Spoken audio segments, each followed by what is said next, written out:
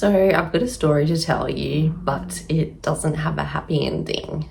Most people have heard of Qantas, Australia's flagship airline, but have you heard of Ansett?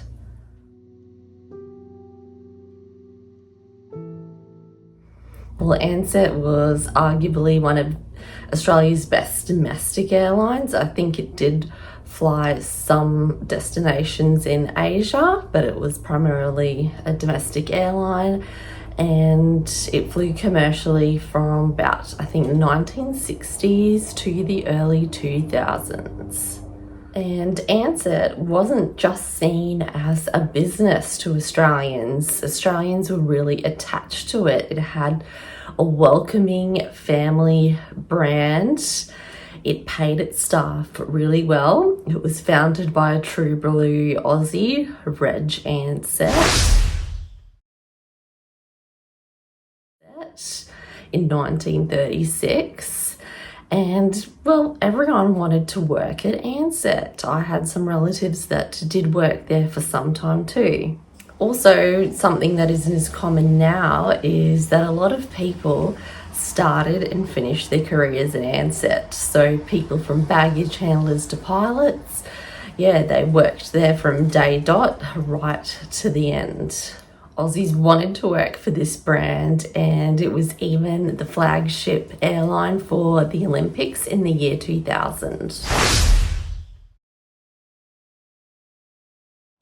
So a lot would have changed in the operational time of 65 years approximately for Ansett. I mean, it's a pretty demanding, crazy industry with a lot of pressures, but one of the main pressures of Ansett that it faced towards the end was apparently that it had an entire fleet of really old aircraft that needed a lot of maintenance, and even Australian maintenance engineers just didn't have the capacity to fix all the aircraft. It had to be fixed overseas. Parts were really expensive, and they also didn't want to fly parts back to Australia because it was really costly.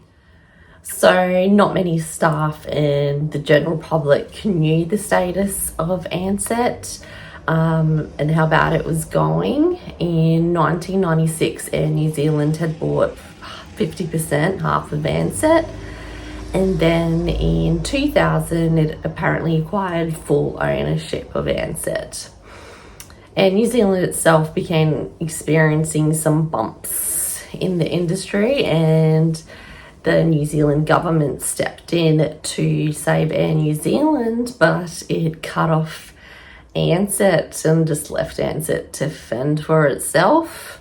So in September 2001, Ansett took a complete nosedive and it was put into voluntary administration. And on the 14th of September, all operations were ceased. Employees had no idea, and most of them were just turning up on a normal work day to find out the airline was no longer, and it was just complete chaos.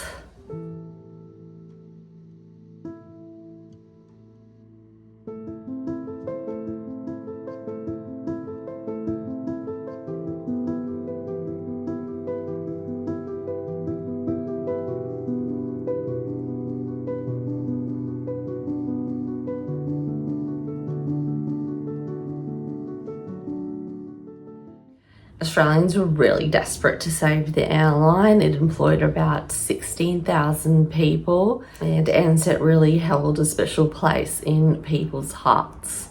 So a lot of people protested to Air New Zealand, and they also were crying out for help from the Australian government.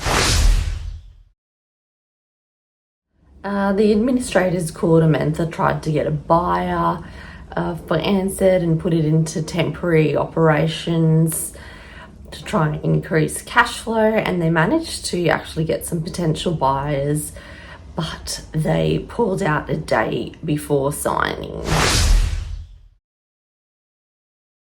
So on the 4th of March 2002, it just all went pear-shaped, and that was the last flight. That was it. Ansett was over. The Australian public was outraged and sad. Employees were devastated. 16,000 people lost their jobs. And yeah, people were saying that Reg Ansett would be rolling over in his grave. It was just a sad time for Australian aviation. So I've actually got some relics here from relatives that did work for Ansett.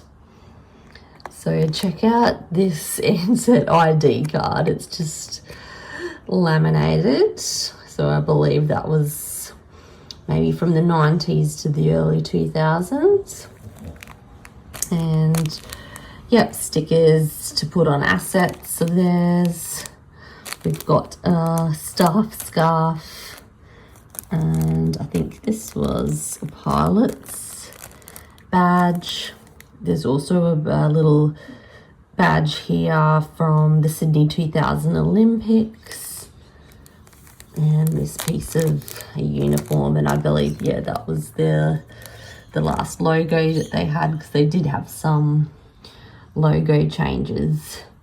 And there's a lot of memorabilia and bits and pieces on eBay as well. So I hope you enjoyed this little slice of history, and I'll see you in my next video. Bon voyage.